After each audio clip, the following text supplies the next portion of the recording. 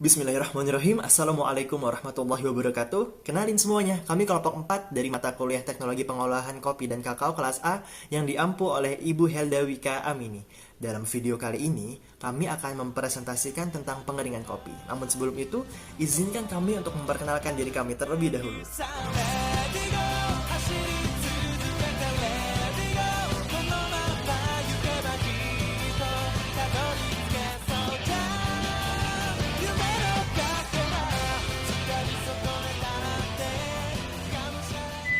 Oh iya, dalam video kali ini kami akan fokus membahas tentang definisi dan tujuan, prinsip-prinsip, faktor yang mempengaruhi laju pengeringan, jenis-jenis pengeringan kopi, pemilihan metode dan alat yang tepat, tipe dasar proses pengeringan, hingga contoh studi kasus, serta perlakuan sebelum dan sesudah pengeringan. Definisi dan tujuan dari pengeringan. Menurut Sukmawati 2016, definisi dari pengeringan sendiri merupakan proses pemindahan air dengan panas yang lebih tinggi dan aliran udara yang kelembapannya lebih rendah daripada bahan.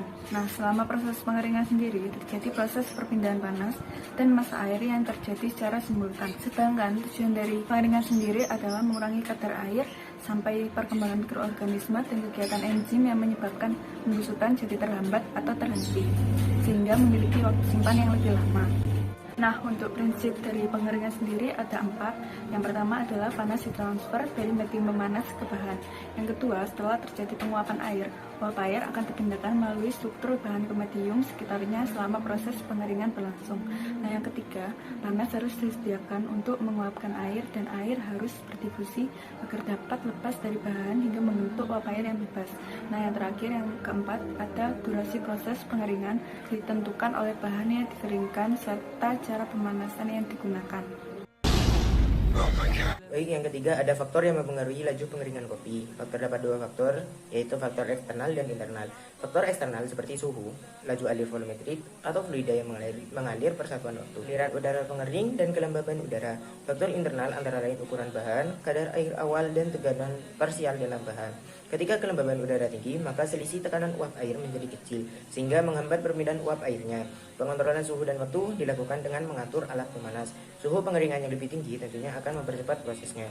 Jenis-jenis pengeringan kopi. Yang pertama ada spray drying. Prinsip kerja dari metode ini yaitu menghilangkan sejumlah air dengan mengekstraknya melewati kolom bertemperatur tinggi, sehingga di akhir akan diperoleh kopi dengan berbentuk bubuk. Pengeringan semprot ini akan mengurangi rasa dari produk akhirnya, namun biaya operasionalnya lebih ekonomis dibandingkan dengan metode pengeringan beku. Ekstrak kopi yang sudah diberikan perlakuan awal akan disemprotkan melalui sebuah lubang nozzle dengan udara bertemperatur 250 derajat Celcius yang arahnya berlawanan, sehingga menghasilkan partikel yang beragam. Produk kering yang dihasilkan berbentuk partikel halus, lalu mengalami proses aglomerasi dengan dibasahi kembali supaya saling menyatu untuk dikeringkan kembali memakai fluid bed dryer. Bentuk akhir yang diperoleh yaitu butiran kopi yang lebih besar dengan daya larut terhadap air yang lebih besar. Kedua, freeze drying. Mekanisme proses freeze drying ini adalah konsentrat dalam ruang pendingin. Larutan akan didinginkan pada temperatur minus 40 derajat Celcius, sehingga akan terbentuk kristal es grinder. Untuk mengatur produksi granula dengan ukuran yang sesuai standar persyaratan produk, granula beku dikeringkan melalui dryer di ruang vakum ultra high bersuhu kurang 50 derajat Celcius. Lalu, air akan berkurang secara sublimasi. Dengan teknik ini, kopi dihasilkan memiliki aroma yang lebih baik. Jenis ketiga yaitu tray drying. Tray dryer yang juga disebut pengering rak atau kompartemen berupa rak logam dengan tebal 10-100 mm yang dapat dilepas dan dimuat dalam lemari. Udara yang dipanaskan akan disirkulasi ulang oleh kipas yang melewati bed permeable sehingga menghasilkan pengeringan yang lebih efisien karena panas akan lebih mudah menyebar ke semua bagian bahan. Setelah pengeringan, lemari dibuka dan tray diganti dengan yang baru. Modifikasi jenis ini adalah jenis tray trap. Tempat tray dimuat ke truk yang didorong ke pengering. Ini menghemat waktu yang cukup lama. Hal ini untuk efisiensi waktu, karena truk dapat dimuat dan dibongkar di luar pengering. Kemudian jenis yang keempat, yaitu vacuum self-indirect drying. Metode pengeringan rak vakum adalah pengering tipe batch yang dipanaskan secara tidak langsung yang mirip dengan tray dryer. Pengering jenis ini terdiri dari lemari besi dengan pintu rapat, sehingga dapat dioperasikan dalam kondisi vakum. Rak baja berongga diikat secara permanen di dalam ruangan dan dihubungkan secara paralel ke header uap masuk dan keluar. Untuk operasi suhu rendah, sirkulasi air hangat digunakan sebagai pengganti uap untuk menyediakan panas. Pengering ini digunakan untuk bahan yang sensitif terhadap suhu atau bahan yang mudah teroksidasi sehingga berguna untuk menangani material dengan pelarut yang beracun. Proses pengering selanjutnya adalah continuous tunnel drying yang biasa disebut pengering terowongan kontinu berupa track batch, disusun secara seri, di mana padatan ditaruh di atas nampan yang bergerak secara terus-menerus melalui terowongan yang dialiri udara panas yang bersifat counter current, co-current, atau kombinasi. Udara panas dihembuskan melalui bed. Pengering ini terdiri dari beberapa bagian yang disusun secara seri dengan kipas dan pemeran pemanas. Sebagian besar udara dihembuskan ke atmosfer oleh kipas. Jenis pengering selanjutnya adalah rotary drying. Pengering ini terdiri dari silinder berlubang yang bergerak dan biasanya agak condong ke arah outlet.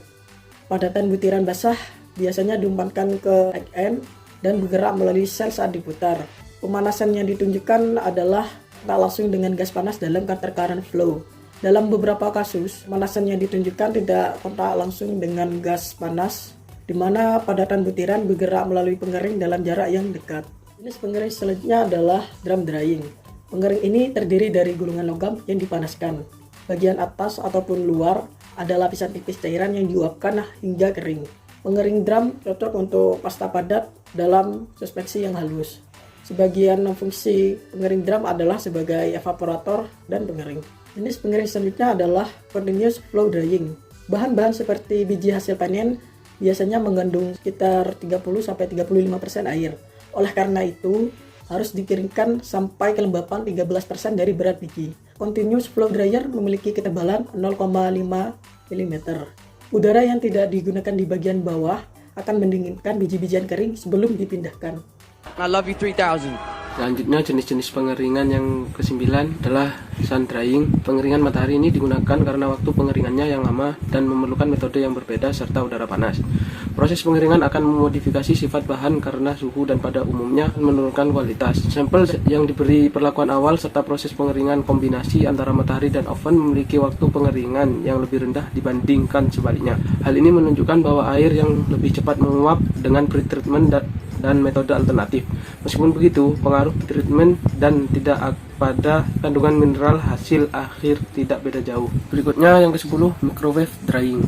Biasanya metode memiliki peran yang sama dengan sun drying. Hal ini dipakai untuk treatment bahan yang akan digunakan untuk penelitian laboratorium. Bahan diletakkan langsung ke dalam microwave menggunakan suhu tinggi sampai bahan mengering sesuai kondisi yang diinginkan. Berikutnya, dasar pemilihan metode dan alat pengeringan kopi. Dasar pemilihan metode yang pertama, kualitas dari produk yang diinginkan. Yang kedua, sifat dari bahan baku yang digunakan. Yang ketiga, cost atau biaya. Selanjutnya, dasar pemilihan alat yang digunakan. Yang pertama, bentuk dari bahan baku seperti cair, selari, pulp, pasta, cairan kental, dan sebagainya. Yang kedua, sifat bahan baku seperti contoh mudah teroksidasi, sensitif terhadap panas. Yang ketiga, sifat produk akhir yang diinginkan seperti bubuk, biji, dan sebagainya. Yang keempat, kuantitas atau jumlah bahan yang digunakan. Yang kelima, proses operasi berjalan secara kontinu atau tidak. Yang keenam, harga dari produk, contoh murah, sedang, ataupun mahal. Selanjutnya, saya akan melanjutkan presentasi tentang tipe dasar proses pengeringan, di mana yang pertama ada proses pengeringan matahari atau sun drying. Pengeringan hasil pertanian merupakan proses pasca panen yang membutuhkan energi yang cukup besar, sehingga dapat mempengaruhi kualitas produk. Berdasarkan dari tinjauan pustaka, karakteristik pengeringan matahari yang terputus-putus menghasilkan kualitas biji kopi yang lebih baik dibandingkan pengeringan konveksi konstan. Ketika kelembapan tinggi, suhu udara, pengeringan yang lebih tinggi itu efektif. Begitu juga sebaliknya. Lalu untuk survei pengeringan biji kopi di Provinsi Sumatera Utara contohnya yang mengungkapkan bahwa proses pengeringan yang digunakan itu masih sangat tradisional. Seperti contoh kopi Arabica yang difermentasikan terlebih dahulu, lalu dikeringkan hingga kadar airnya itu 80% dengan metode pengeringan matahari. Lalu dilanjutkan dengan pengeringan model greenhouse sampai kadar airnya itu sekitar 12%. Lalu yang kedua ada kopi Robusta yang dikeringkan dengan cara dijemur langsung tanpa perawatan apapun. Pengeringan pada matahari itu mengacu pada teknik memanfaatkan insiden radiasi matahari untuk mengubahnya menjadi energi panas yang dilewatkan melalui ruang pengering. Namun, pada metode ini masih memiliki kelemahan dikarenakan panas dari sinar matahari tersebut tidak berlangsung sepanjang hari dan hanya dapat didapatkan pada musim kemarau atau waktu-waktu tertentu. Dalam pengeringan sendiri, selain bertujuan untuk mengawetkan biji kopi, juga untuk mempermudah diangkut untuk pengolahan. Maka dari itu, di antara cara yang dapat dilakukan untuk meningkatkan kualitas biji kopi, tingkat efisiensi pada proses pengeringan adalah dengan merancang alat pengeringan menggunakan metode rumah kaca. Lalu yang kedua ada proses pengeringan atmosferik. Teknik pengeringan atmosferik itu sendiri teknik pengeringan dengan tekanan 1 atm tanpa diberikan vacuum condition treatment atau treatment kondisi vakum. Pada teknik ini dibagi menjadi dua sistem, yaitu sistem batch dan sistem continue. Pada sistem batch itu sendiri terdiri dari atas metode kiln, tray, dan tower, serta sistem continue terdiri atas metode tunnel, fluidized bed spray, bed through conveyor, dan drum drying. Tipe dasar proses pengeringan yang berikutnya adalah pengeringan subatmosferik. Pada pengeringan ini, maka diberikan tekanan hingga keadaan vakum.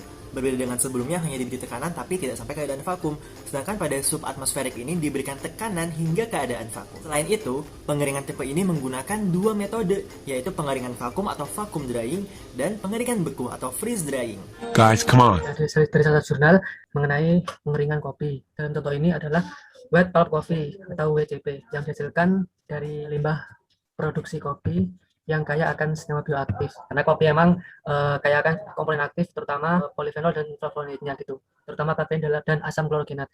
Namun kandungan airnya masih tinggi sehingga potensi dalam menimbulkan degradasi dan kerusakan oleh mikroba. Jadi benar ya, karena emang air ini atau kelembapan ya itu merupakan salah satu faktor pendukung pertumbuhan mikroba atau mikroorganisme. Dalam contoh ini, tujuan penelitiannya yaitu untuk mengetahui pengaruh kondisi pengeringan. Pertama adalah suhu dan tekanan rendah atau low temperature and pressure (LTP) ya.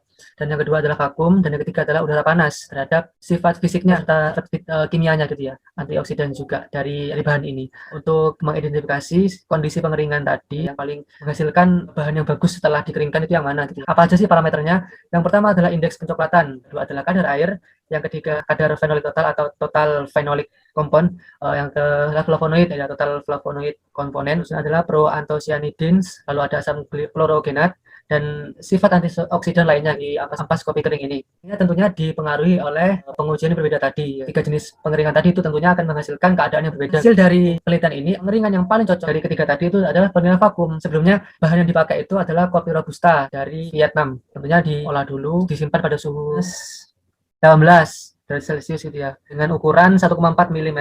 Di sini dikatakan bahwa pengeringan yang paling cocok itu adalah pengeringan vakum. Nah, pengeringan vakum ada dua, ada yang 90 derajat Celcius, ada yang 110.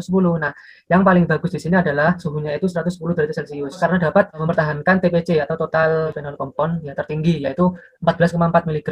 Selain itu parameter lainnya seperti proanthocyanidins itu juga tinggi gitu ya. FC total phenolic komponen itu juga tinggi, kafein juga tinggi, dan juga kapasitas antioksidan juga bagus. Dan juga yang paling penting adalah waktu pengeringannya itu juga rendah gitu. Maka konsumsi energinya juga efisien gitu, rendah juga gitu. Oleh karena itu ya yang paling cocok di sini adalah untuk pengeringannya itu vakum pada tekanan 3,75 mmHg atau suhu 110 derajat Celcius. Membutuhkan 4 jam 5 menit. Ini merupakan hasilnya gitu ya, teman-teman. Yang pertama itu ada moisture content, itu kayak kandungan airnya lah gitu ya, juga water activity, ada lightness, ada browning index, indeks pencoklatan, ada waktu yang dibutuhkan buat pengeringan, dan juga konsumsi energinya gitu ya. Seperti yang kita lihat bersama di layar kita ini, memang kondisi vakum yang 110 derajat Celcius ini memang moisture content-nya bukan yang paling rendah ya, tapi ada lagi yang paling rendah adalah hot air, itu 3,14. Jadi secara umum di sini kopi itu kandungan airnya itu maksimal itu 6,5%. Nah, di situ rata-rata itu sudah memenuhi semua gitu ya, termasuk yang vakum 110 derajat Celcius itu. Tapi ada parameter lain yang lebih penting gitu ya daripada moisture content-nya itu. Drying time gitu juga ya. Nah, browning index. Nah, browning index ini dipengaruhi oleh ya salah satunya adalah suhu juga gitu ya. Browning index ini pencoklatan ya. Itu ada reaksi karamelisasi, draining time ya. Di sini dapat kita bersama kalau baris kedua dari bawah ini ya cukup singkat ya. Ya tidak beda jauh sama yang hot air gitu ya. Lumayan lah ya, lumayan singkat gitu ya. Dan tentunya konsumsi energinya itu sama gitu ya. Kurang lebih sama, 4,9. Berbeda dengan teknik lain itu konsumsi energinya itu ya lebih tinggi gitu ya. Ya, meskipun antara hot air sama vakum ini itu dari segi timingnya dan juga moisture content itu lebih tinggi yang hot air. Tapi ada parameter lain yang kita identifikasi lagi, yaitu ada bioaktif komponennya itu ada TBC, TFC, ada proanthocyanidins, kafein, dan juga asam klorogenik. Namun beda di sini ya, memang hot air tadi itu secara timing sama moisture content lebih rendah, tapi di sini dia teknik itu yang hot air tadi itu tidak bisa mempertahankan polifenolnya dan juga TFC-nya itu masih jauh lebih tinggi yang vakum 110. Kafein ini memang di sini kan rata-rata ya nggak beda jauh ya, karena memang kafein ini senyawa yang paling stabil gitu bahan kopi gitu ya, sehingga treatment yang beda itu tidak berpengaruh secara signifikan gitu.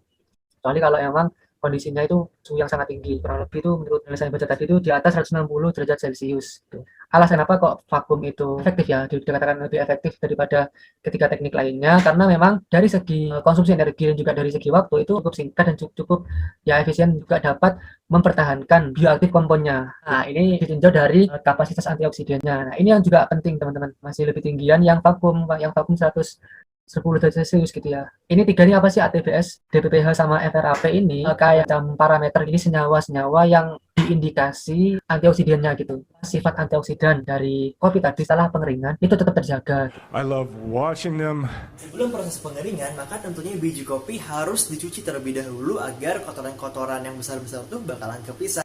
Setelah itu direndam dan dikeringkan, biar air yang ada di biji kopi setelah rendaman tadi ya bisa kering. Adapun proses setelah pengeringan, maka bermacam-macam tergantung pada jenis biji kopi yang dikeringkan. Namun diantaranya ada 4 yang utama, yaitu menambahkan zat anti penggumpal, memisahkannya dengan benda asing, lalu diayak, dan dikemas dengan gas inert atau gas yang tidak mudah bereaksi. Contohnya adalah nitrogen. Perlakuan ini bertujuan untuk mencegah biji kopi yang telah dikeringkan dari hama, mikroorganisme, kelembaban, kotoran, dan juga cahaya. Terima kasih yang sudah menyimak video ini sampai selesai. Jangan lupa like jika video ini bermanfaat. Lebih dan kurangnya mohon dimaafkan. Kami dari kelompok 4 izin undur diri. Assalamualaikum warahmatullahi wabarakatuh.